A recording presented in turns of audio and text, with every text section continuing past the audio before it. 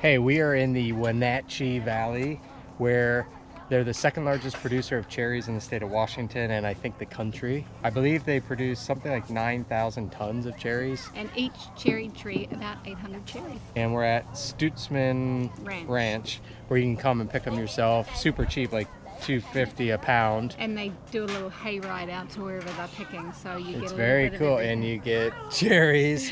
And what we learned is that the cherry season is only 7 to 10 days when they're ripe on the tree. They have to be picked in 7 to 10 days.